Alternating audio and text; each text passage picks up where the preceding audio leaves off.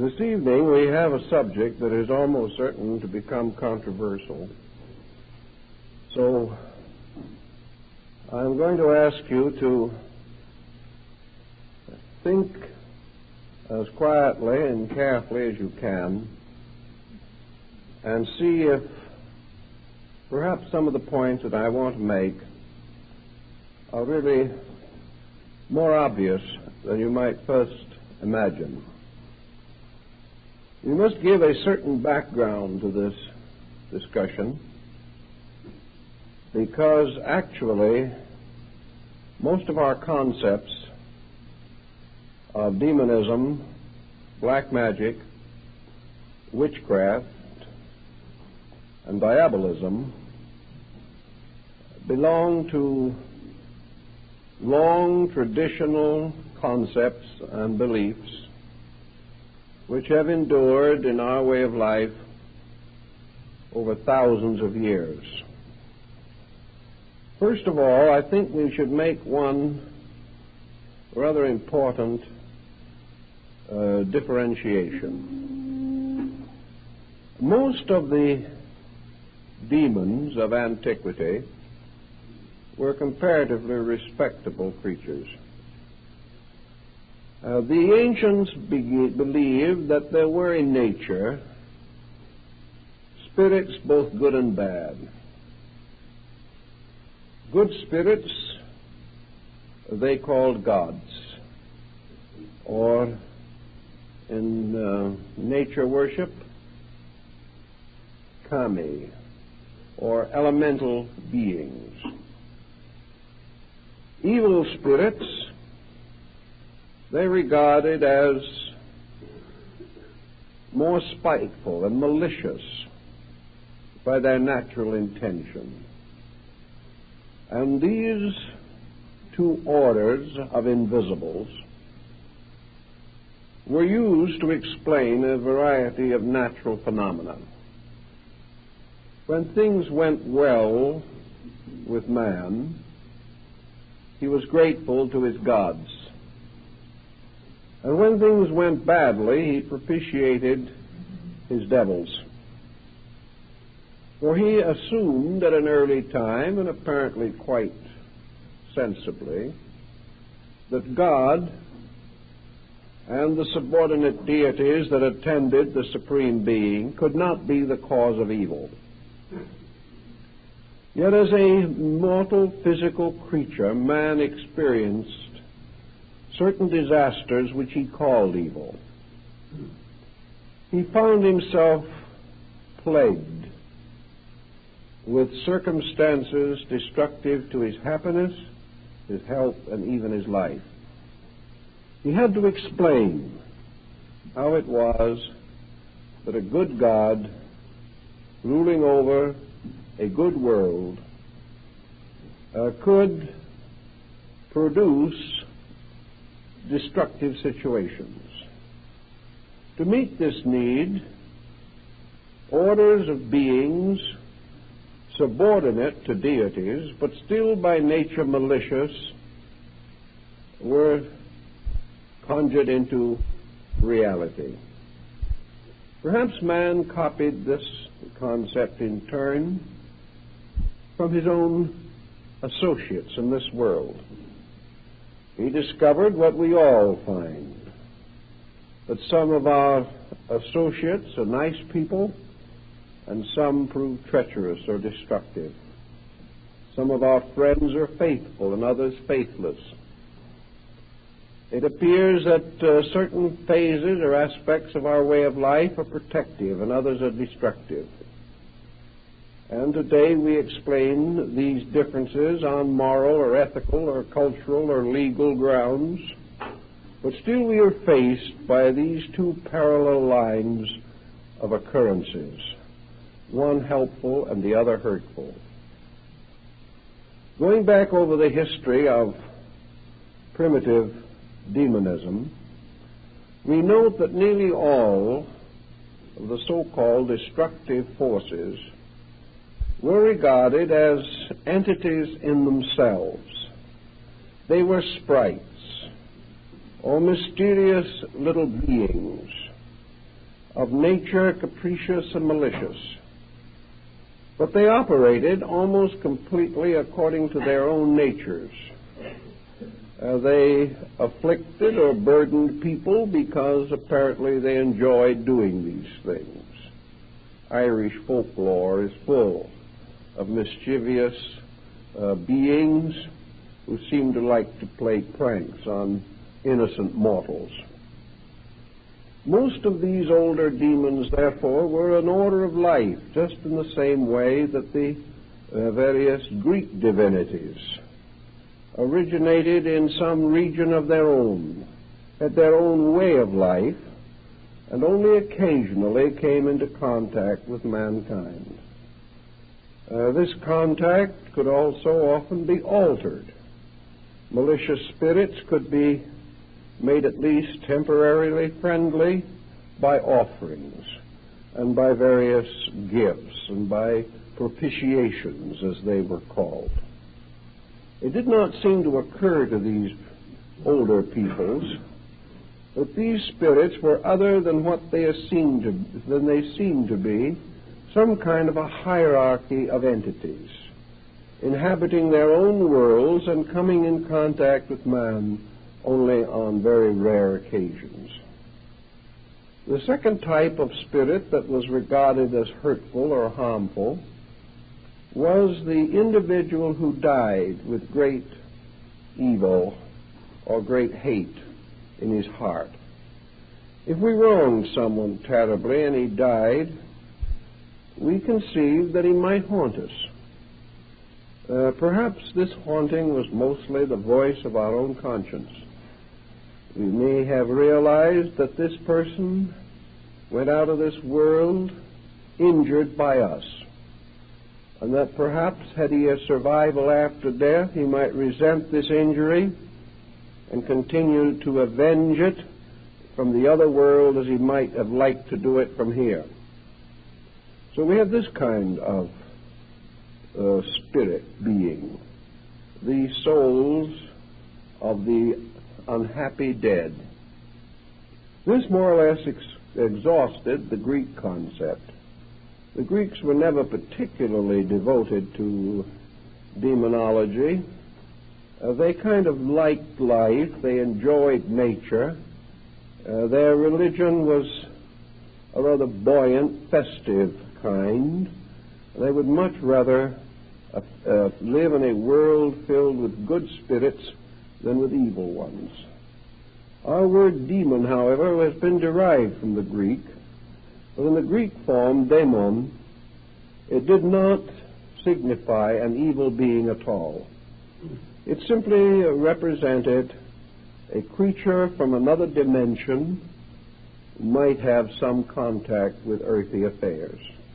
Socrates had a demon, according to his own records, and this was a godlike creature who warned him of impending evil and harm and protected him on many occasions through life. So the Greek concept of the daemon was very little different from their concept of the demigod, except perhaps that the daemon was a little more available, was present upon requirement more definitely and more consistently. We have practically no records among the Greeks, for instance, that they ever tried to use one of their spirits to harm any other person. These spirits were protectors and guardians and friends. But there were orders of spirits that were by nature inclined to be malicious or meddlesome, but the Greeks generally handled those rather successfully by putting out a little bowl of food or offering a prayer or making some little promise that they would do a favor for the spirit if the spirit would be kindly to them. It was rather a childish state of affairs and never got very much beyond that point. Among Oriental nations, there is an elaborate study of demonism of all kinds. But I rather suspect that we have been somewhat over-influenced by missionary reports. I think the demonism of Asia was very much like that of Greece. I know that today in Asiatic countries there is very little fear of evil spirits. Even where they're believed in, they are not regarded as being particularly dangerous. Japan has its little oni, its little goblins, but if you want to get goblins out of the house for the year, all you have to do is throw some beans at them at the Setsubun festival, and they depart for the rest of the year. They're really not very tenacious or especially difficult. I saw a book of Japanese paintings not long ago called Recreations of Hell. It was a delightful little thing which would indicate that the oni, or spirits, were more or less unionized or something of that nature, and that in their spare time they went fishing, had picnics, and gathered in some quiet bamboo grove and drank sake together. This seemed to be about their principal activity. Now, in almost all countries where Buddhism has been introduced, we have the same consistent story, namely that the Buddhist teachers immediately converted the demons. Demons just didn't have a chance where Buddhist missionaries went out. Even in Tibet, when Padmasambhava converted the country, he converted all of the evil spirits, and they all became good Buddhists, and they became servants of righteousness ever after. The only function that was left to them was the right to just groan and grumble a little bit and perform just a few little examples of their powers in order to sort of frighten people back on the straight and narrow road again. They became helpers whose only remaining function was to warn people against being bad. Now, this situation also seems to follow in many other parts of the world. China is supposed to have had more demons than all the firecrackers in Asia could frighten away. But again, these demons did not seem to be particularly ferocious. We have many representations in painting and carving of the most horrible scenes of demons punishing lost souls. But no one really seemed to pay much attention to it. And there's no indication that it improved the virtue of the people to any appreciable degree. These ideas just didn't sink in. The native attitude just was not appropriate to it. The general way of life was essentially, well, you can't say happy exactly, because many of these people were miserably underprivileged. At least we may say that the general temper was optimistic. People wanted to believe that good things would happen not only in this world but the world to come. And they also had a deep conviction that whatever their religion was, that their prayers and their mantrams and their various teachings would ensure them against being very deeply plagued by any sinister force. In none of these older countries do we find a kind of demonism in which the demon can stand against God. There is no possibility of rebellion on this level. The demon is a nuisance, principally, represented as perhaps having some minor right to plague unfortunate humans, but even the demon himself rather inclined to repent of his evil ways and depart with very slight encouragement. Actually, I think the Chinese, most of these people, were more afraid of ghosts than they were of demons. Our philosophy in the West, however, seems to have from the beginning developed a rather neurotic attitude on this subject. In both the Old and New Testament, demonology seems to play a very real and significant part.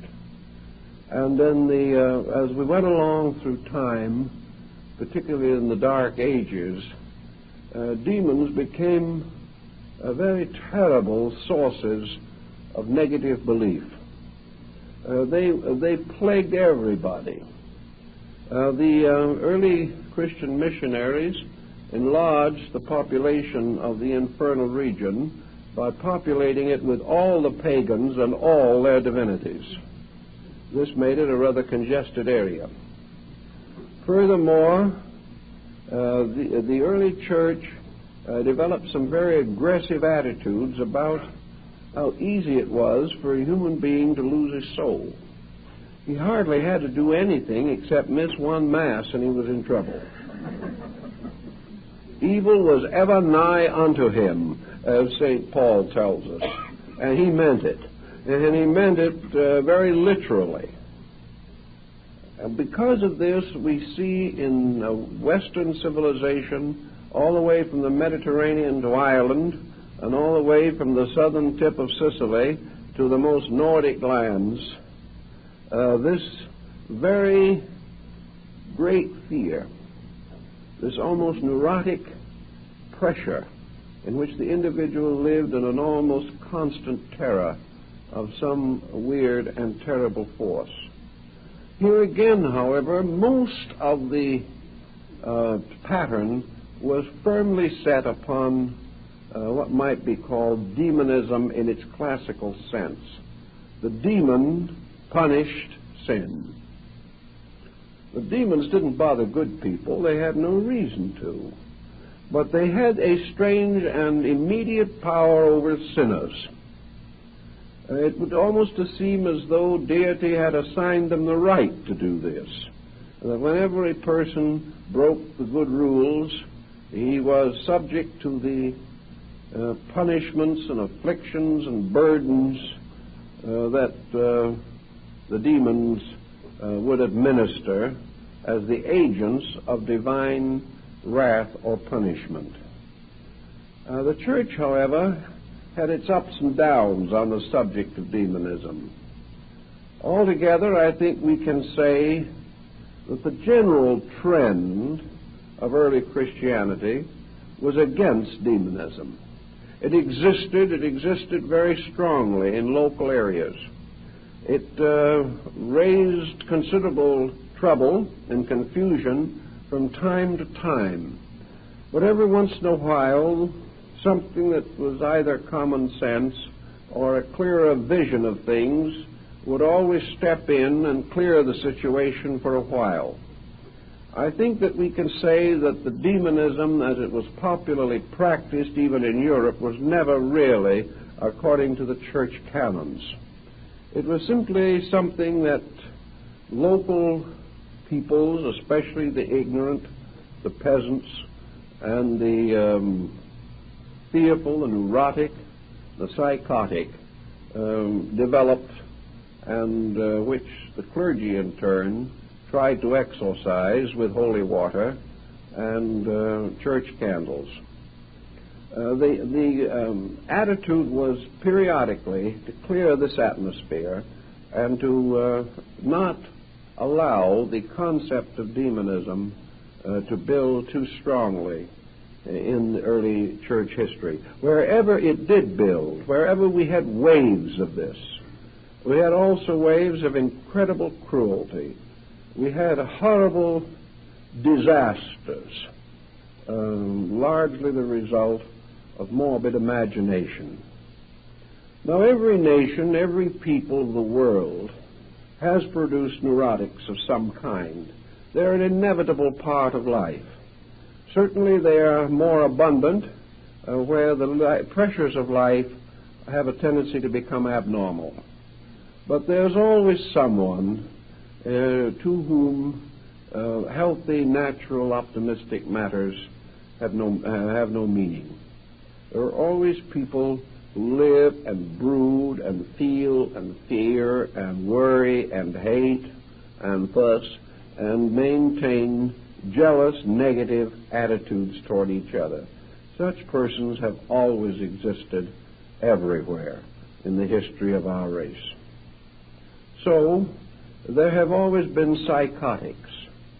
And today the psychotic presents very much the same problem that he did 3,000 years ago, 2,000 years ago. The difference now is that he is operating against a background that is not nearly as credulous as it was in the early times. When a psychotic today sees horrible and destructive visions, this doesn't become the basis of another witchcraft outbreak. It simply now means that this person is judged to be mentally ill. A few hundred years ago, he was not so judged. He could be taken to the steps of the church and exorcised. If he did not recover, he might be subject to torture. If he still did not mend his ways or repent his claims or pretensions, he might well be burned at the stake. This situation does not hold today because we simply have a different attitude toward it. But back 1,500 years ago, when Europe was comparatively illiterate, when almost nothing was known of mental medicine, the hysterical person, the unbalanced individual, the psychotic, was an object of the greatest fear. In different areas, of course, this also differed. Among the Greeks, an insane person was said to be under the protection of the gods and was therefore never injured or bothered in any way. But in Europe during the Dark Ages, any person mentally unbalanced was assumed to be possessed of an evil spirit. Something had to be done to get this evil spirit out. And as we know, in most psychotic cases, there is a distinct lowering of the ethical moral threshold, the individual becoming abusive and profane and even animalistic as a result of mental sickness. It is easy to understand why older nations felt that this person had suddenly become inhabited by some very low and malevolent being. We don't want to labor this phase of the matter too much, but we do know that in the subconscious of our people, in the subconscious of the race, all these old beliefs still lurk. We are, even now, unless we are completely materialistic in our attitudes, a little inclined to wonder, to question, to suspect that perhaps some of these old beliefs had validity. Perhaps somewhere around there is something that does have a forked tail and horns that might cause embarrassment at some moment. This belief, because it has come down to us, and because it has survived in many primitive areas of society, even today, requires or suggests considerable thought. First of all, we know that in modern society, demonism as it was practiced or held to be true in ancient times is now almost totally reserved to so-called backward peoples. It is still largely found in isolated, underprivileged areas. It is found among people who are comparatively illiterate, whose advantages in life have been few, who have been strongly introverted into patterns in which their tribe or their family or their community has been spirit-ridden and ghost-ridden for ages. It does not appear too often in what might be termed a level of higher mental attainment. It is limited to primitive areas which should give us some idea as to the real state of the matter. Now, in more modern times, during what has been called the Middle Ages, there appeared another problem that really does not stem from real, honest, good old-fashioned constructive demonism. It is a different brand of this belief, and it has been called diabolism. And diabolism, or black magic, as it has gradually come to be known, indicates or holds the concept that of two things. First, that evil spirits naturally existing can be controlled or brought into the service of a magician, as in the case of Faust, and that this evil spirit will do the bidding of his master for a certain length of time, sign a pact with him, perhaps sign it in blood. In the European museums and libraries there are a number of these original pacts neatly signed in blood. These pacts bound an evil spirit to man for a time. Usually the pact ended by the evil spirit receiving in payment the soul of the magician. This is the classical pattern and is found in many old works on demonology. But during the duration of the pact, this demon was forced to serve his master, to do anything that his master wanted him to do. Now, in a great many of these old books, we find a very interesting line of thought, which seems to indicate that the demonism actually did arise from older beliefs. For we learn that these demons that were bound by pacts really had no interest in hurting anybody. They were not out trying to make the magician do evil things.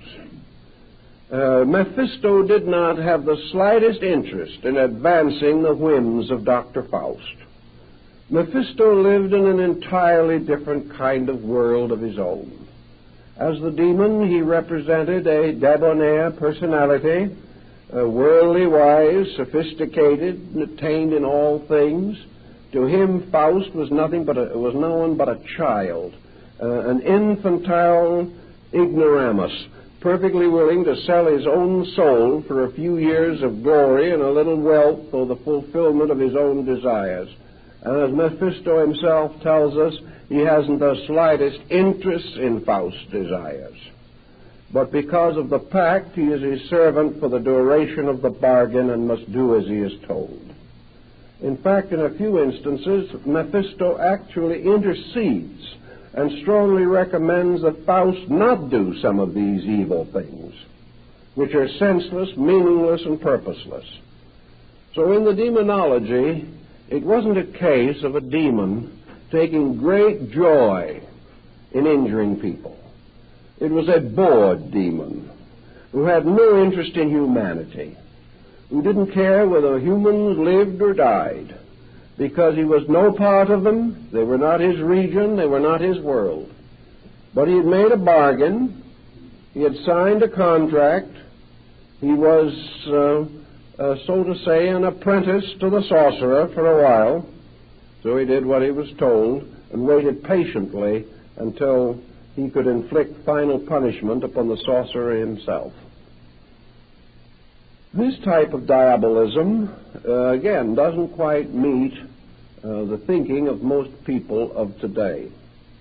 Because here, and this was the typical demonism of the crossroad, where the magic circle was drawn, where the witches of Macbeth brewed their cauldrons, all of this type of medieval tying of spirits, the binding of the powers of nature to the whims of a human being, all of these were based upon a certain power process.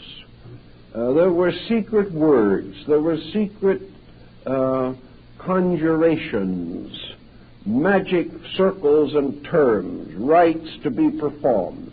And if the magician was able to perform these correctly, he could command the spirit. And if he could command the spirit, then the spirit had to obey him. And the spirit felt really, as several of the old accounts say. One or two of the spirits do, like Asmodeus in one of the early books, says to the conjurer who has called him out of the misty deep for some nefarious undertaking, "Why have you disturbed me? I have no reason to be here. I don't care anything about you. I don't want to hurt anybody. Why have you bothered me? Why have you said these words of power that now force me to obey you? Because you have the magic talismans, the magic symbols. Why have you done this to me? I don't dislike you. I haven't done anything to you. Why do you insist on binding me to some common human purpose of your own? This was the rather nonchalant idea. It seems to have carried through from the Greek, in which these spirits were simply part of the citizenry of an invisible empire, and really would never bother anybody if humans left them alone. Now, the next phase of the situation takes on a little different coloring. As a result of the binding of spirits by these conjurations and these magical formulas, it came to be believed that human beings could hurt each other. This was a very late development in the idea of demonology, that human beings should want to use evil forces to afflict each other. This was not part of the original concept at all. Ghosts might haunt those who hurt them in life, but not innocent people. And in most countries, the ghost is a kind of a wavering symbol floating in the atmosphere in graveyards at night or something, but not inclined to do anything more than be there, although its presence might frighten some superstitious person out of his wits.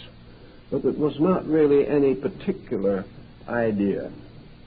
The concept that either evil wanted to conquer good or could conquer good came late. The idea that man might want to use evil, some kind of an invisible or magical evil, to hurt other people. This was simply not part of primitive ethics in the majority of instances. It arises occasionally, but is certainly of the exception rather than of the rule.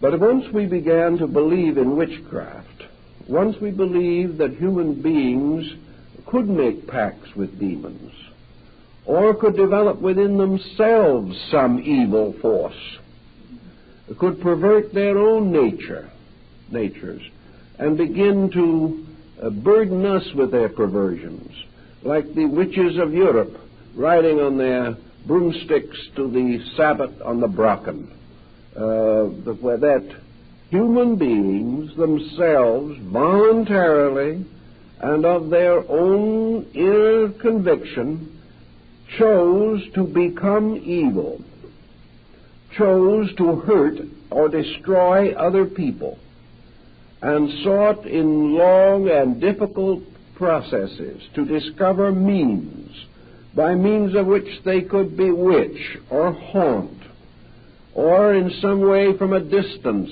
plague or hurt normal, innocent folks. Antiquity had very little room for this concept because it simply did not believe it. It believed that the so-called spirits could exist. It believed that evil people could do evil deeds. But it simply did not develop any strong concept of black magic as we think of it today. It was outside of the grand concept of life which these people held, and they would not permit something to be believed that did not fit into the great theory of the kind of world they lived in. And with the exception of very primitive people, there was no general group in society that believed that the world was created for the purpose of perpetuating evil, or that evil had any chance of conquering good. In the long, difficult picture of things, even in the Mazdian faith, evil had no real power to ultimately achieve victory over good. Good was real. Good was deep and great. Evil was passing. Evil was linked so closely to the infirmities of men that it became more and more obvious that most of the evil that we have attributed to demons really arises in the nature of man himself. That we are the creatures who seem to possess the strange power of being malignant in some way, malicious, malevolent in our conduct towards other people. So in the most part, we come down to comparatively modern times, bringing with us all the grimoires of old, the ancient books of magic and spirits, the panticles and talismans of Agrippa, of the old book of the keys of Solomon the king. We have all these beliefs that have been shadowed down through time, books that have to do with the creation of an empire of sorcery, a sorcery in which all of the common good of life is threatened and the universe is placed at the disposal of the sorcerer. If he can become wise enough, if he can become strong enough, if he can become skillful enough, there seems to be no limit to what he can do to ordinary, well-intentioned, God-fearing people. This concept has lingered on, however, in an extraordinary way. And unless we begin to think it through somewhere, we have to face it more frequently than perhaps we like to really imagine. Even in our most sober moments, we are afraid that somewhere around us, somewhere in space, are powers of evil. That these powers of evil, operating upon us from the invisible, or coming into focus here through persons of evil nature, that these forces can do us great harm. We have also come gradually to lack the marvelous solutions that ancient people had. Most of the time now, the solutions which took care of everything 500 years ago just do not seem to be adequate anymore. We are too smart to believe the solutions, but we are not smart enough not to believe the original idea. In other words, we are foolish enough to believe in these evil principles, but not wise enough or not gullible enough to believe in the simple remedies that always took care of them satisfactorily up to recent times. In those long periods in which we were either blessed or cursed by the lack of psychiatrists, these things more or less took care of themselves. Every community had its own local psychiatrist in the form of an elderly widow or someone of that nature, preferably the seventh daughter of a seventh daughter born with a veil. If we could find her, everything would work out. But how did it work out? Just as it works out in the reservations of Indians down in our New Mexican and Arizona areas today. If you think there is an evil spirit that is trying to do you a little harm, you have to find two stones of a certain shape and size, tie a piece of wool around the stones, and carry them in a little pouch in your pocket or on your body. If you have made this little talisman correctly, you have nothing more to worry about. You're in the clear as far as affliction of that nature is concerned. If you're bewitched, all you have to do is wear your coat inside out for a couple of days and it's taken care of. These things certainly cause no more trouble. If it's too bad and you just can't handle it yourself, you go to a bruja, which is another witch, and you pay a very reasonable sum for the second witch to bewitch the first one, and then you go home and go on with your affairs as always. There was always such nice, easy ways out. In the medieval period, all you had to do was confess, do a penance, and be sprinkled on with a little holy water, and the situation was reasonably well in hand.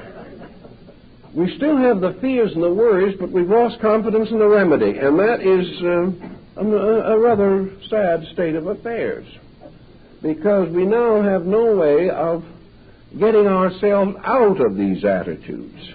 Once we get into them, it becomes a deep and involved and troublesome process.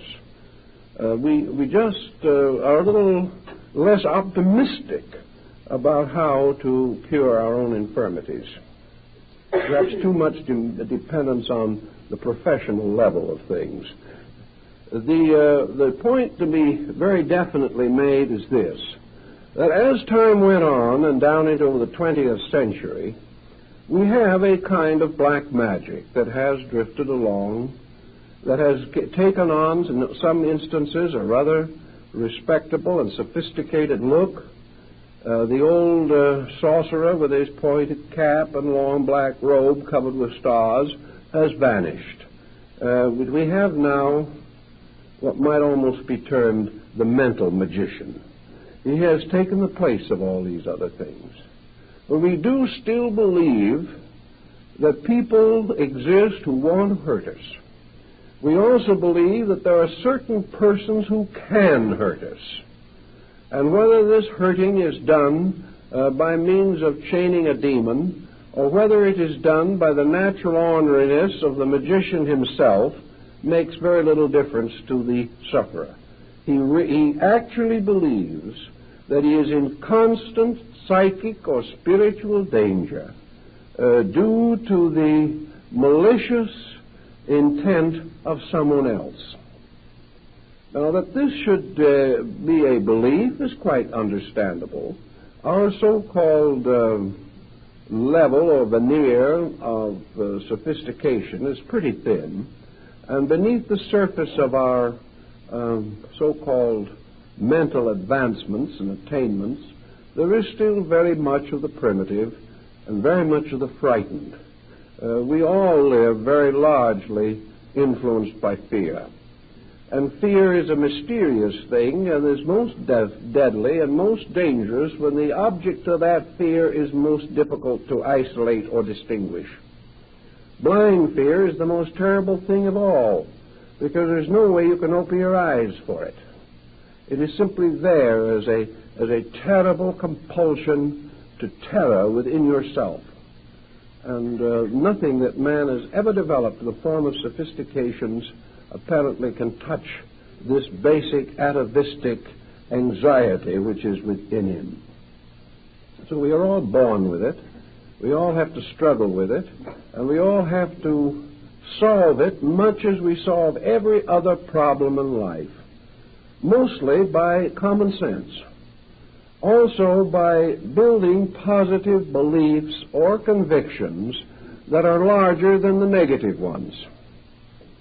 If we would sit down quietly by ourselves, perhaps, and think some of these things through, we would be forced to make decisions.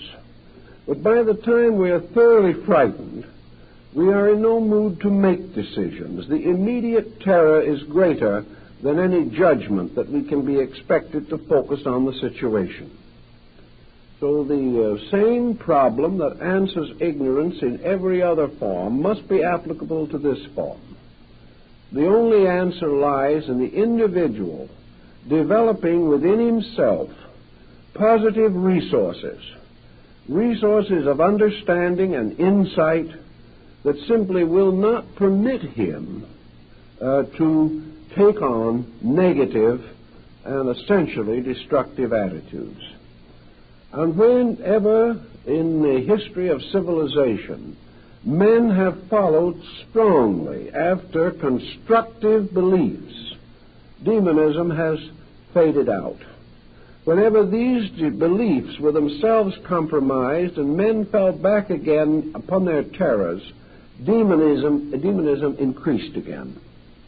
Therefore, we are reasonably certain that wherever the individual does develop inner resources, he is able to protect himself far better from blind fears.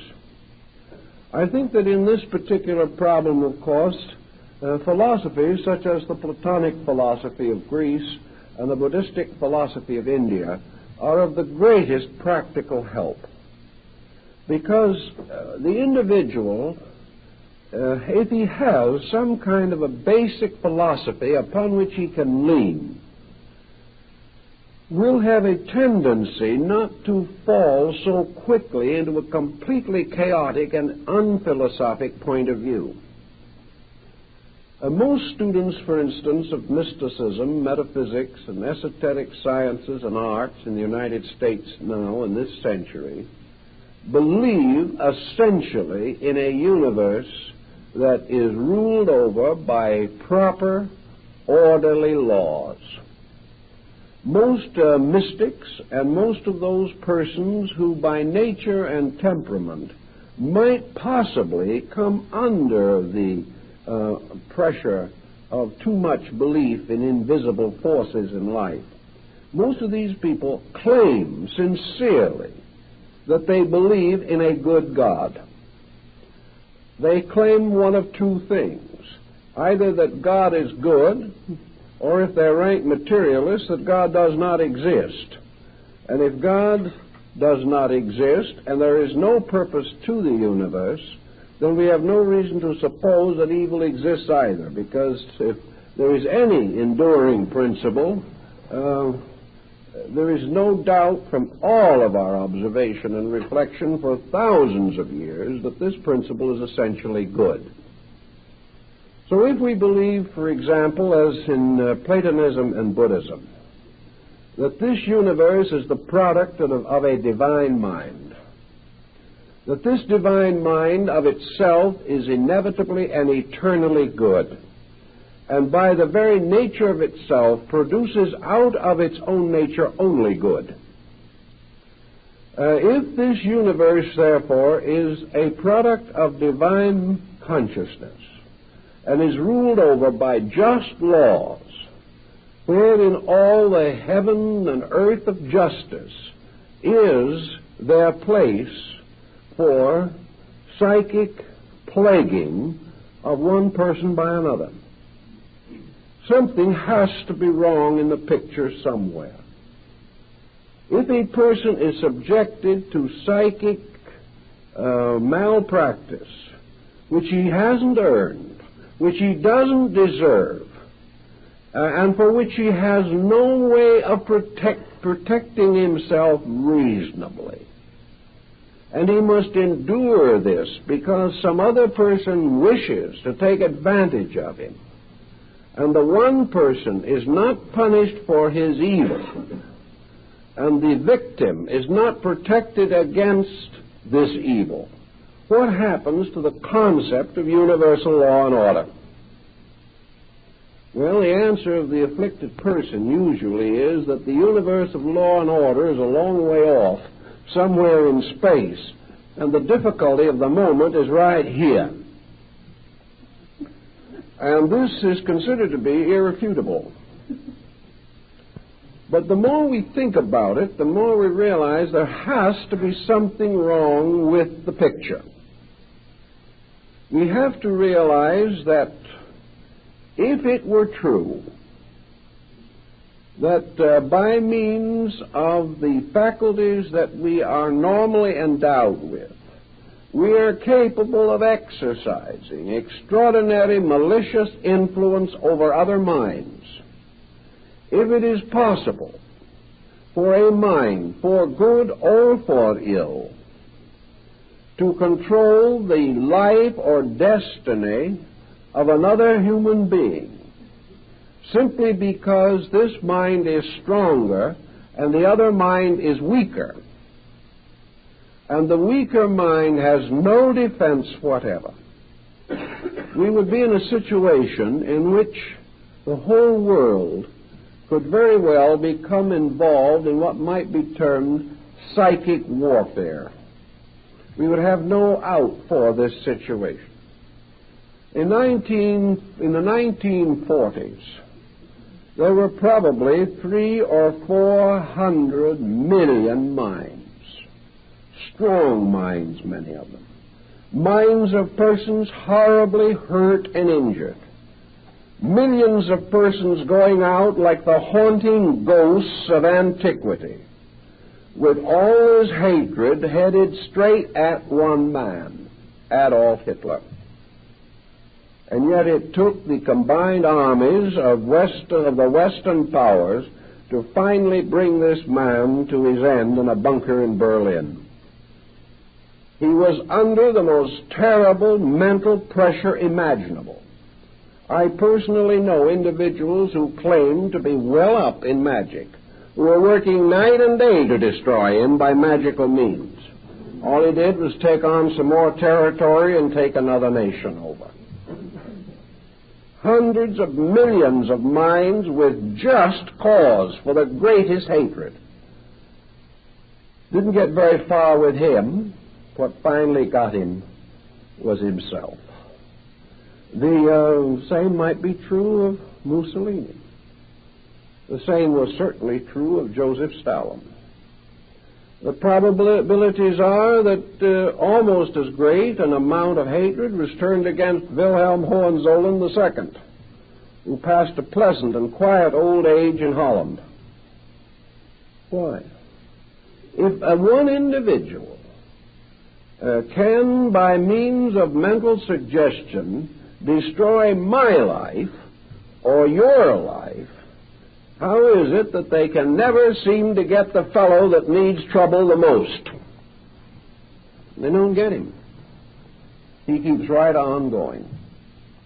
And the reason why he almost certainly keeps on going is because he doesn't believe that these other people can do it. He is so sure of himself. Hohenzollern with his me and Gott. Hitler, the man of destiny. Napoleon, the man of destiny. It was their own arrogance, their own conceit, their own stubborn unwillingness to listen to anyone else that finally destroyed them. But the sorrow, the pain, the agony of minds did not do it. The prayers lifted up against these tyrants did not seem to operate very effectively. And yet we like to assume that these same forces that cannot touch these men, even when augmented several millions of times by concerted thinking, that one lonely character of uncertain mind can destroy us. Actually, we have to re-evaluate this entire situation.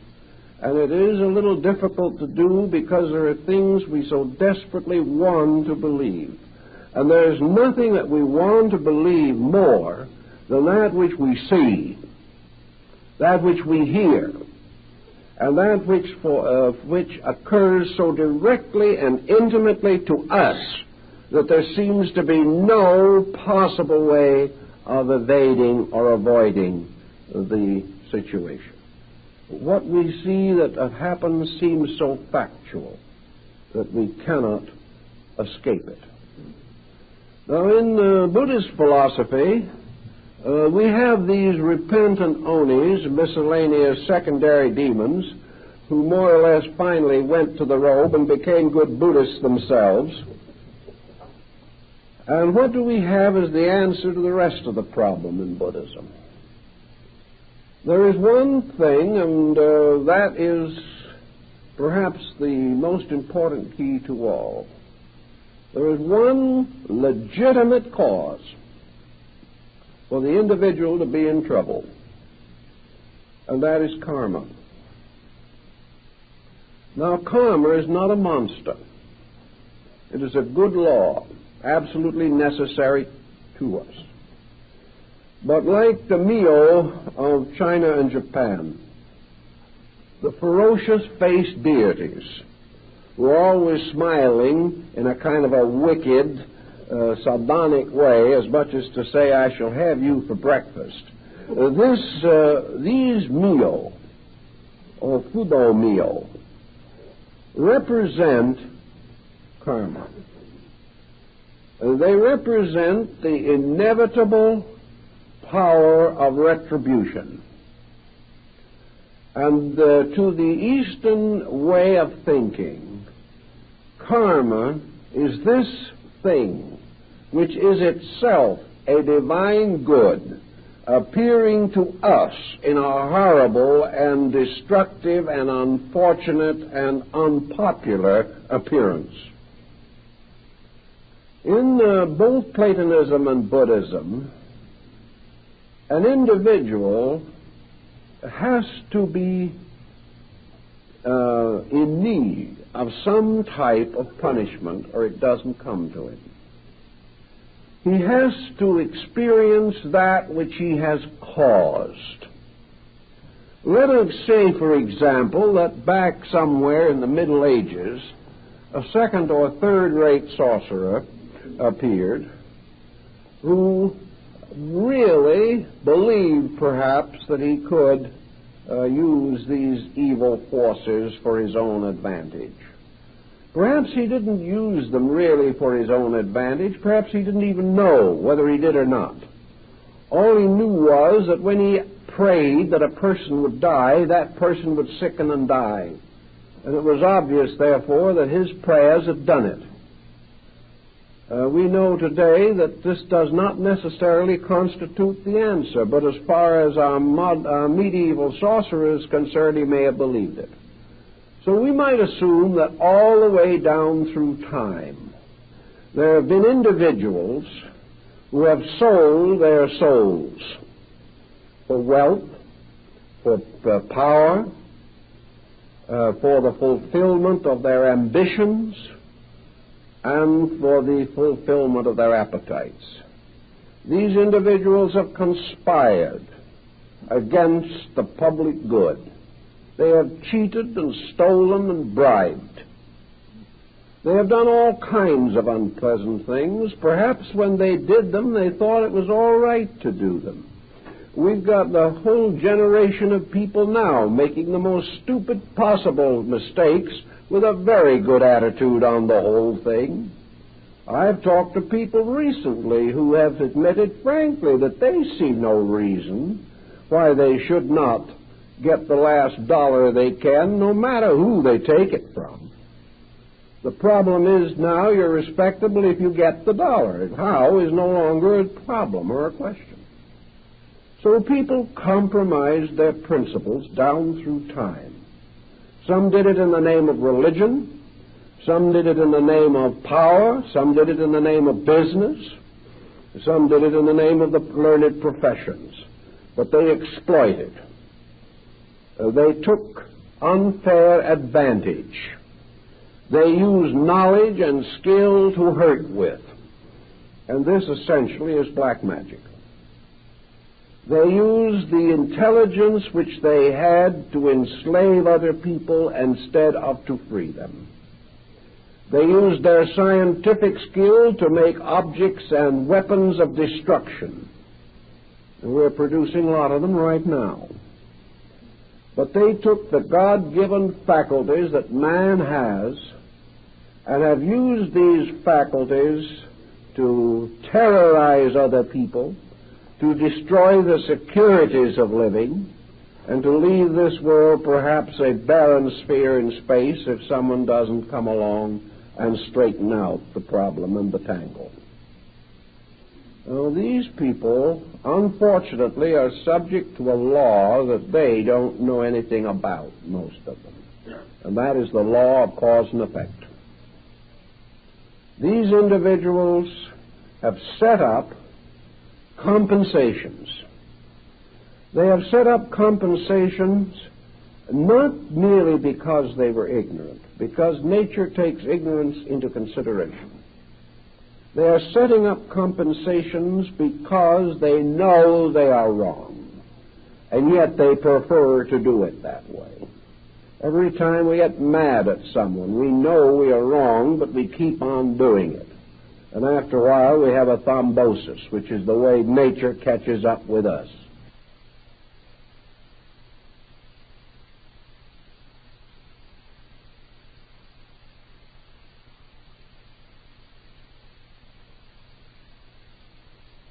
When we do what we want to, the world is wonderful. But a thrombosis is sent by the devil. We haven't realized that in many instances, The devil, which is merely a form of the deity Fudo or Yama or Mara in India, is the luring, flame-encircled image of karma. The natural ills that we have done coming back to us. But we remember the words of Mephisto in Faust, when Faust asks the demon who he is. And Mephisto answers, the spirit of negation, part of the power that still works for good while ever scheming ill. This is karma. In other words, the demon is simply the long way toward the good, the roundabout way through the mistakes that man himself makes. So there is one way in which things can go wrong with us that we cannot explain. Paracelsus, who probably is accredited with knowing more about demons than any other medieval thinker, tells us that there are no miraculous circumstances in life, that a miracle is only the effect, the cause of which is unknown, but that cause must be equal to the effect that it produces. So what we term psychic persecution today is an effect. There has to be a cause for it. And where are we going to find the cause? Where in the universe can we find a just cause that something unfortunate should happen to us? The only possible answer is that the just cause has to be ourselves. There has to be a lesson which we must accept. There has to be unfinished business. When this moves in upon us, we can join the Hindus and the Romans and the medieval Christians and the Goths and the Celts in assuming that an evil spirit is bringing it in a pack on his back. But this evil spirit, so-called, is nothing but the retributional aspect of universal law. A good spirit, a saintly spirit, is the spirit of the reward for good. The evil spirit is the spirit. A good spirit, a saintly spirit, is the spirit of the reward for good. The evil spirit is the spirit of the punishment for ill. So nearly all of the infirmities which we would like to shift onto the shoulders of either some actually well-intentioned little demon of one kind or another, or upon some person with malicious intention to us, we have to finally face the fact that in the universe, law and order must be maintained. Now, this does not mean for a moment that another person may not try to hurt us. Let us clearly realize that there are a great many parlor sorcerers, even in this century. There are people who would love to hurt us, perhaps. Not many, fortunately, but some. There are certainly individuals who, disbelieving our principles, are praying to God to punish us. Perhaps they have entirely misunderstood and misjudged us, but we are not receiving any constructive mental influences from them. They believe the worst, and because they believe the worst, they keep on sending to us any negative or perverse thought that might be available. Yet have we any defense against this? How are we going to defend ourselves against persons we don't know, perhaps, certainly whose location we could not find, whom we cannot take into court and charge them with some malicious mischief? Persons who perhaps we have gradually come to fear with such an intensive terror that it is destroying our own rest and sleep. And if we were able to pick up the telephone and say to these persons, "Are you trying to make life miserable for me?" it's quite possible the individual would answer, "Yes. I'm doing all I can to make life miserable for you." So here it is. I'm miserable. Somebody else admits they're trying to make me miserable. The circumstantial evidence would almost stand in court. Yet it doesn't have to be true even when it goes that far, because we are still faced with this constant problem. How are we going to assume any kind of a just existence if another person can make life miserable for us because they want to, and not because there is any justice in it? I think we have to realize that man has been equipped by life with everything necessary to protect him on this dangerous journey which we call existence. Just as surely as he has gradually developed means for the protection of his outer body, as he has developed all that is required to preserve himself as far as possible against almost any creature except his own kind, we realize that man is psychically well equipped to defend himself. He is psychically set with a keynote of vibration. No two human beings have the same keynote. The discovery of this keynote by any other person is an extremely remote possibility. And even assuming that it could possibly be done, there still remains the problem of the ethical universe in which we live.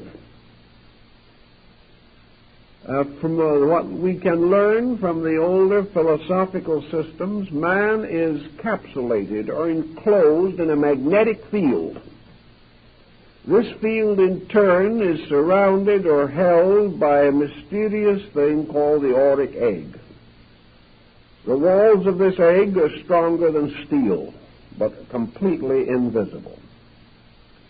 Against this field, any bacterial organism, anything of this nature, has almost no chance whatever of making any inroad upon man.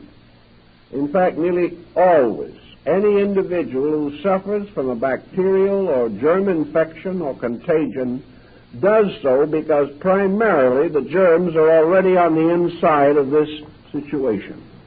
We are carrying all these in our own bodies, and they are coming out into victorious manifestation because of mistakes that we make in the maintenance of our own economy. If we allow ourselves physically to run down, the germs take over.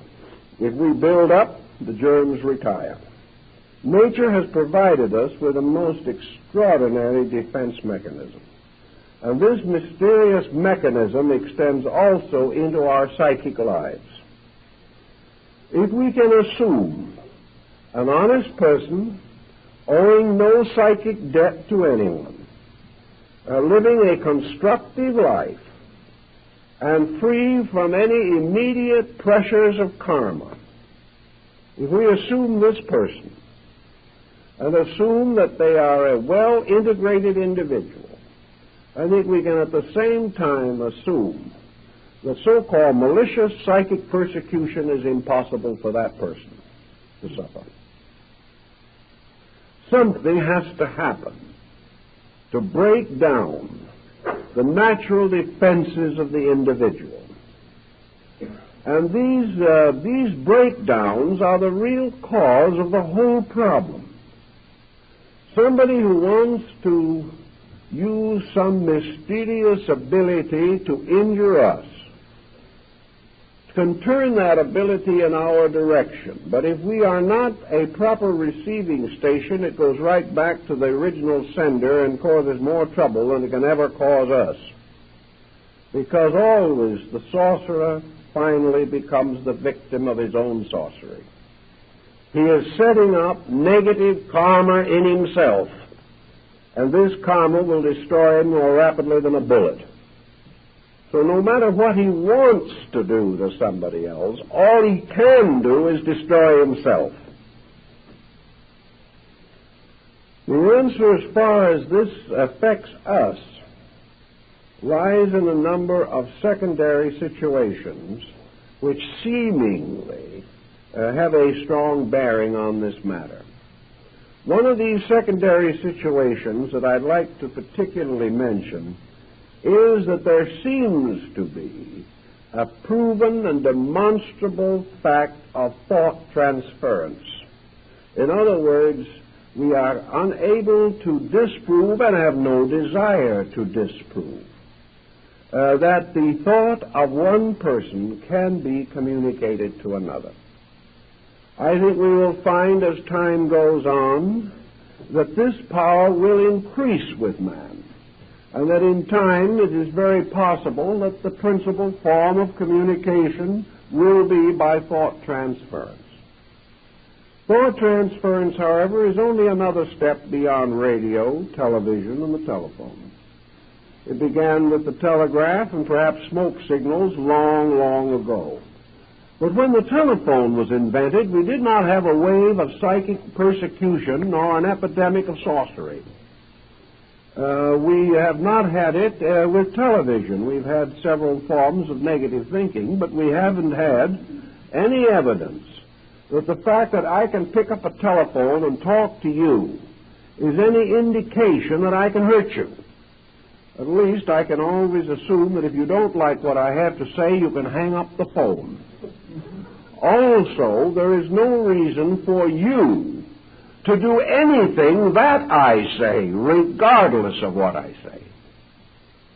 I can look at you and say I am the ghost of the Pharaoh Ramesses the Great, and I'm paying 10 cents to send this phone call directly from Cairo, and I expect you to do what I tell you to.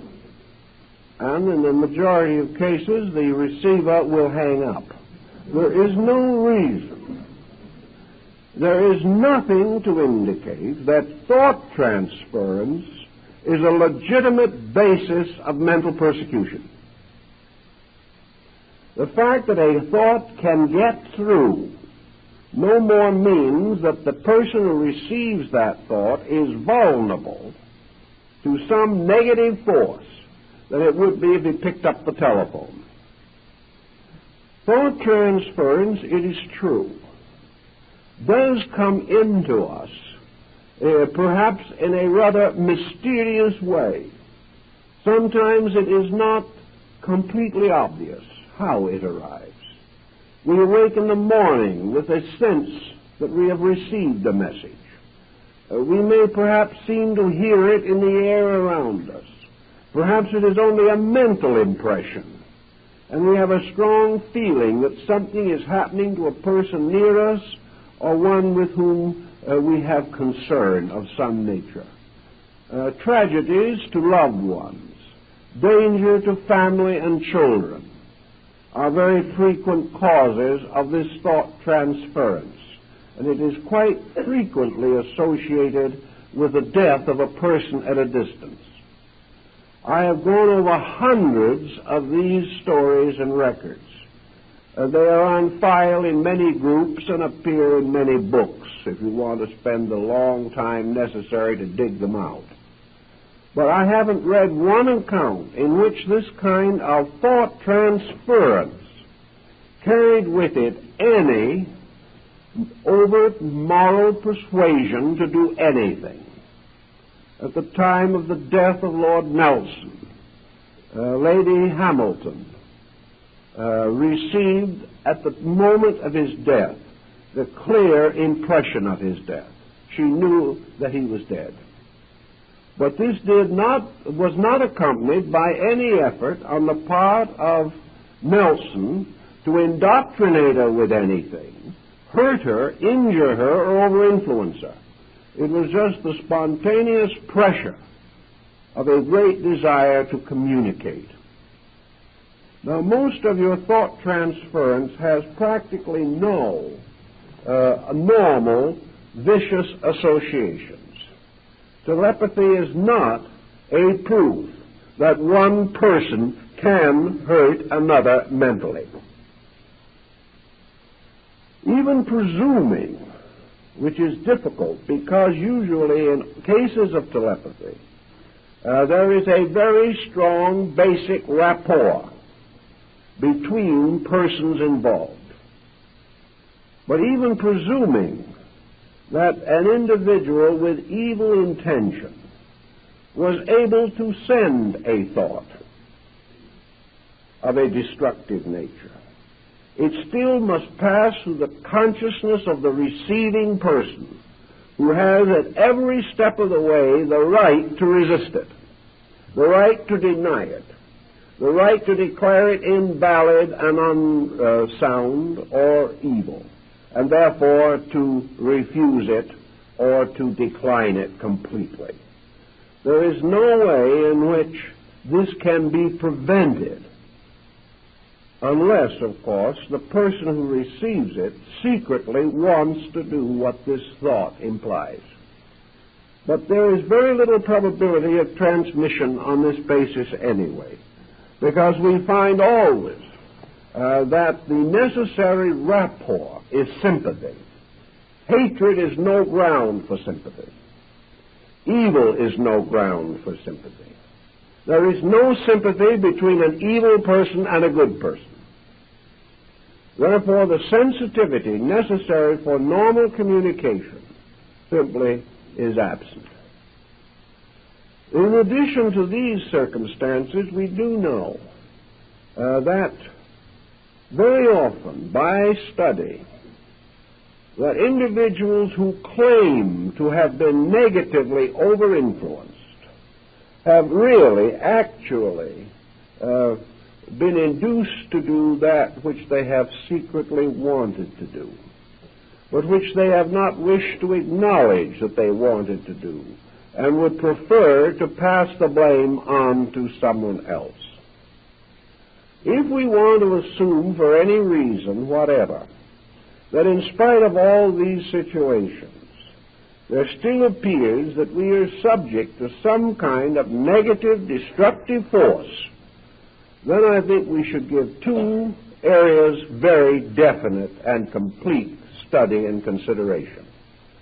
One is the fact that we are all carrying unfinished karmic business. That it is perfectly possible that at any moment we can stumble over something and fall on our faces. It is perfectly possible that someone will back into us on the road. It is possible that at any moment we could have a heart attack. It is also possible that at any moment our business affairs or our various activities in life might be disturbed. It is perfectly possible that our children will not be sympathetic, that we will have friends alienated, that we will suffer many kinds of personal, psychological, physical, neurological infirmities. These are quite possible. No sorcery is necessary in cases of this kind. And this is particularly true where the individual is introverted, hypersensitive, highly nervous, worrisome, or potentially neurotic. Thus, looking around desperately for an explanation for why something happens to us, it is not necessary to have this other sorcerer somewhere in the background as the probable cause of the trouble. It's not impossible that somebody might like to. There are groups in this country at the present time that are teaching various genteel forms of sorcery. They are teaching all kinds of strange beliefs. Some of them are very secret and very strange. Even in New York at the present time, you can buy in open stores various preparations to be used for magical purposes to overcome your enemies, to create love filters for various reasons or other. And as I think I have mentioned here before, you can buy what is commonly known as the 2-pass powders, by means of which you will be guaranteed to throw 2 sevens in a game of dice. These things can be bought today and are sold in great quantities to people who certainly should know better, but never will. It is quite true there are groups, and one of the things that these groups do, which leads to a great deal of trouble, is to bind their followers with oaths and obligations, warning them that if the follower ever leaves the organization or fails to do what he is told, he will be the victim of the most horrible punishments, that the most malicious forces will be turned against him, and that he will just be made as miserable as he will permit.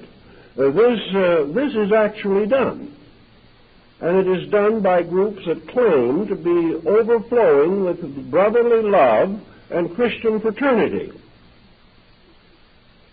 It is also quite possible for an individual who finally leaves such a group and has this in his subconscious to assume that his difficulties from that time on are due to this persecution. There are also groups that teach various kinds of development exercises, and do it all the time, by means of which the natural nervous system can be very seriously disturbed. The problem can involve a great many different practices which are essentially harmful to the normal function of the body, and may consequently set up situations in the nervous system that can lead to exaggerated psychic phenomena, hallucination, and things of this nature. There are also groups that are every day actually teaching various forms of auto-hypnosis, assuring the followers that these are advanced courses in yoga, when all the individual can ever get of a yogic nature is what he hypnotizes himself into believing that he has got. This is going on every day. And a certain type of individual will always fall for it. When he gets into this miraculous blunderland in which all common sense is lost, in which everything that might make law and order evaporates, it is perfectly possible and even reasonable that he should begin to suspect the atmosphere to be simply filled with sprites and monsters, that everything around him is filled with maliciousness, because so many of these practices and theories and stories are themselves essentially malicious. Anyone who would curse somebody for leaving a certain organization isn't fit to have an organization, but there's some of them that do. This type of thing causes a great deal of negative anxiety. And when the natural problems of karma step in, this can have a very definite effect upon the individual, because it is certain that there's only one kind of karma that is suitable for a person who has tried to over-influence someone else. And that is to believe that somebody else is trying to over-influence him. He has caused sorrow in this area, and it is in this area that he must pay for that mistake. And in one way or another, people are constantly trying to over-influence each other. Therefore, this type of situation is not especially rare. And if it happens to arise from some karmic background in which the original pattern was set down 300 or 400 years ago, the person today does not see the justice of it or the value of it or the meaning of it in his present embodiment. But he passes through these experiences by which he gradually learns the sacredness of the rights of other people to take care of their own affairs. So out of the peculiar juxtaposition of two circumstances. It has come to be assumed that these circumstances are related. It has come to be assumed that the individual who joins some organization for a doubtful reason, coming under some form of unfortunate situation as the result of so joining, then proceeds to suffer from the very conditions which his own consciousness have opened him to. Also, the combination of the fact that gradually he has lost the power to discriminate. He has sold out. And if we sell out to anything, we're in trouble. If we sell out to a political party, the country's in trouble. If we sell out to some theological sect, it may finally compress us and limit us until it destroys our value. Anything that we sell out to will turn on us and hurt us. So we have all kinds of things also that motivate people into various so-called esoteric situations.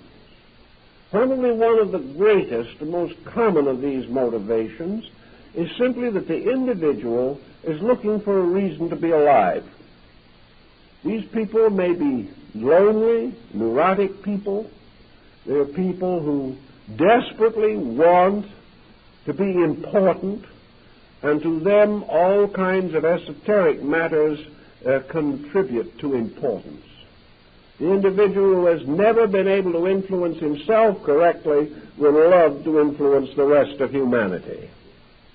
So these people trying to find interest in life, trying to find forgetfulness to their various limitations, trying to get new areas of influence, trying to buy their way into a valuable life, trying to develop powers which will enable them to accomplish mentally what they have no desire to earn physically. All kinds of strange motives, some of them too obscure to be discovered until perhaps long afterwards by the working of karma itself. No human being could discover them. But all of these negative motives, all of these unreasonable attitudes, all these sellouts, in which the individual compromises his principles for some concept of gain, all these come back.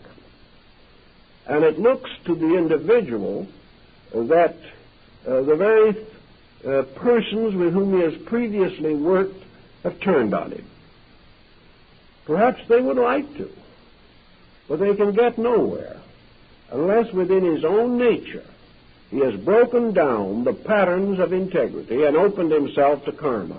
Then the thing he is being punished by is not what the other individual is trying to do to him, but by the compromises which the person himself made, by which it might have been reasonable to assume that the other person could have gotten at him.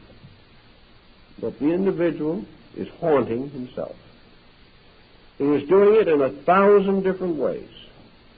And his old ego, which has been carried with him for many embodiments, is still struggling to unload its toxic load of karma. And if this load of karma in some time or other meant that we had tyrannized, and in some way we have to experience the payment for this, then we shall be the victims of tyranny. Whatever cause we set in motion, if somewhere in long ago we prayed the gods to afflict somebody else, we will sometime awake and think we hear someone else praying the gods to afflict us. I've actually had people come into my office here and ask me if I wouldn't pray for the death of one of their relatives so they could inherit his money. Now, that an individual like that should come finally to believe that somebody else is praying to get rid of them is nothing short of poetic justice. It is not a sign that the bottom is out of the ethical universe. It is not a sign there are no laws in nature. And there is certainly not a sign that good people can be the victims of bad people. Buddhism and Brahmanism and Hinduism all teach that another man can take our body. We can be killed. We can be shot. We can be stabbed. Or we can in time simply die from natural causes. Our physical bodies are vulnerable. They belong to this world, and they can be taken from us by the various incidents and accidents of life. But to all these systems, this is not important. Actually, the only thing that is important to man is the integrity of his own consciousness. While he is able to keep this, the rest of his fate and destiny are secure. There is nothing else that he need to fear. There is nothing that he can successfully fear. And there's nothing that fear can do for him except make him sick. Therefore, if a person finds themselves in this kind of a situation where they think that they are the victims of some malicious mental force being turned against them, let them always remember certain things. That whether such a force exists or not, the fact that we believe that it is doing this to us can do us the greatest harm. Also, most metaphysicians of even the traditional school tell us frankly and firmly, and have said so again and again, that if we change this believing, if we return only good for evil, if we return only strength against weakness, if we reply only in the most constructive way to any seeming circumstance which is incomprehensible to us, we are then, by every level, every count, and every theory, doing the greatest possible good for all situations concerned. In other words, if in the presence of some such a negative thought, we can simply go no further than to say that we still believe that there's somebody trying to hurt us, but that the only answer that we have is to bless that other person and to realize that as far as the universal principle is concerned, this person who might be trying to hurt us should be the object of sympathy. They're the one in trouble, not us. They're the ones who are in need of assistance. For the moment, for any reason, we wish to hurt another, we are in the most desperate danger ourselves, not because of the fact that we are opening our natures to some strange, infernal, perditional punishment, but simply because this type of thinking sets up psychosomatic patterns within ourselves which will destroy our bodies, minds, and hearts. So any individual who is anxious to do evil, desirous of exploiting anyone else for any reason, should be the object of our greatest and deepest sympathy. They are not big, strong people endangering us. They are little, weak people endangering themselves. If we will take this attitude consistently, we will find that they cannot, directly or indirectly, do any harm to anybody. And the main point is that whether we believe they are doing anything to us or not, and whether in the course of time we discover that the whole thing was our own attitude and not anyone trying to hurt us, regardless of how we want to explain it, our own cheerful, constructive, idealistically, spiritually correct attitude at that time is our greatest protection and our greatest solution. So regardless how we want to explain it, the answer always remains that we must gradually replace fear with faith, that we must lose all interest in assuming or believing that anything or anyone wants to injure us or can injure us. Now, this does not mean that we don't have to read the small type in the contract. This does not mean that physically we are not subject to the common laws of the practices of our times. But it does mean that in things relating to spiritual matters and to religious matters, the individual is absolutely safe as long as his own attitudes are absolutely constructive. As long as he knows firmly and completely within himself that he is setting in motion known negative psychic forces, he can be perfectly certain that no one else can hurt him, but most of all, he will not hurt himself. And if this attitude is really appreciated and really understood, really worked with, there would not be a great deal of black magic in our generation. Because black magic is not just something that another person can practice on us. Black magic is something we can practice on ourselves. Black magic arises the moment we try to solve the problems of our own experience negatively.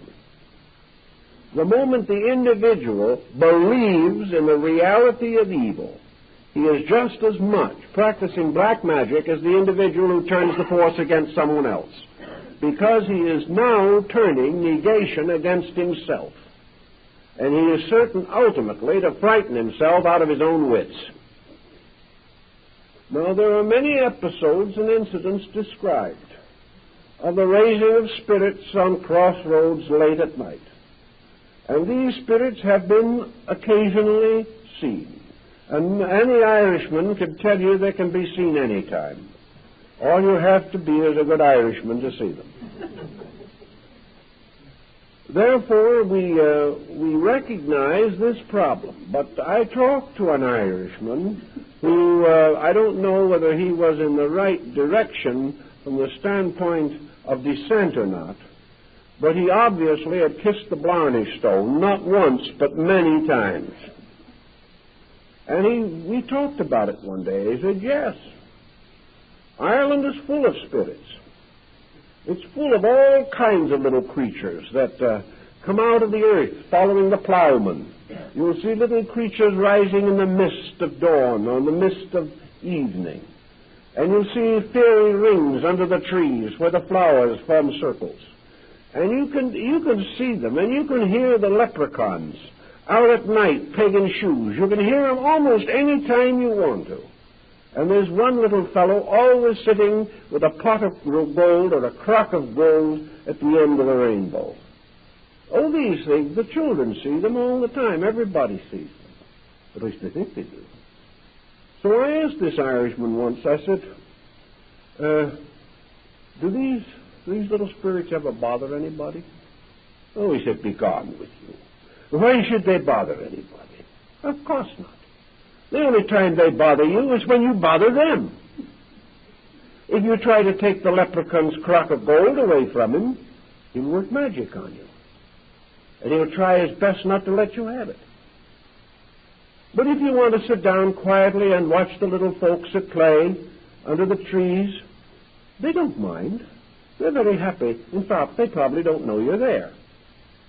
So he assured me that unless somebody bothered them, they never bothered anybody else.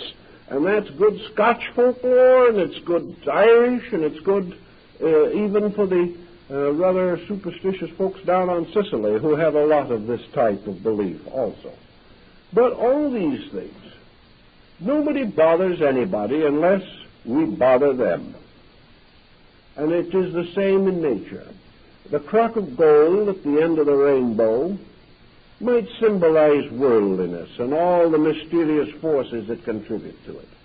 When man is willing to destroy to get that crock of gold, then the spirits that guard it turn upon him. And there's a story in Germany that still the little Nibelungen people still guard the treasures of the earth. And you have to go to them And you can dig the treasure forever, but you'll never find it because they'll always hide it from you. What you have to do is to first of all convince the little people that you have earned it. Then they'll reveal it to you instantly. These are moral fables. There's no question about it. That the treasures of the earth really are guarded in some way. Like happiness and peace of mind and peace of soul. These things are guarded. And perhaps there are little spirits as the Greeks saw them, or the Roman Lares and Penates. And these little spirits are the guardians of things to protect man from ever having what he doesn't deserve. And they're wonderfully wise at it. And the man who wants wealth without earning it considers these little spirits demons, because they stand between him and what he wants. But everywhere the little people, according to the old legends, are kindly and friendly spirits. And if human beings, with so many other superstitions that are not worth anything, would add perhaps one that is worth something, and develop the simple superstition that the air around them and the earth beneath their feet and all the elements in which we live and all the natural resources with which we are surrounded, that all of these things are naturally good. Whether we want to assume they have spirits with them, we don't know. That isn't important. But that whatever there is beautiful, is good, and is kindly. And the unknown and the unseen are only the extensions of this. That a thing doesn't suddenly become bad because we can't see it anymore. But that space far out is no more peopled with evil than the glens and the fens of Ireland. That these things are merely the unknown, unconquered universe of realities extending on and on, filled with law, filled with beauty, and filled with good. And if man will keep faith with this good, and he will live harmoniously with it, and will not break the patterns by his own negative psychology and create a negative psychotic condition in himself, he can live on through the years of his life and from life to life in a universe that is essentially good, which has some problems, some unfinished business, in which we are ready to pay our debts, and we're ready to try to do to others as we'd have others do to us, but with it all a great basic faith. And if we have this faith that everything is essentially good in principle, and that in man this principle may be obscured, but it is still basically there, and beyond the selfishness of our daily conduct, there is in every person a spirit that is trying to be good, and that this spirit, through karma, is ultimately going to win. And little by little, the failings and weaknesses of man will be dissolved by universal law, and in the end, we will all come to that good which was originally ordained for us. If we keep these thoughts in mind, and do not permit ourselves to wallow in self-pity, negation, fear, and doubt, we won't have any trouble with black magic. We won't have any trouble with demons. And if by any chance we should meet one somewhere, it'll be a very kindly little fellow who will be more amusing than difficult. Because actually, there's no reason why the old Buddhist monk wasn't quite correct when he went by one of these little demons, simply patted it on the head and blessed it. It was all part of a good world. It's all part of a universe of good things. And if the good finds itself strong and rich in our own consciousness, there is nothing else that we need to fear. Well, I think our time is up. Thank you very much.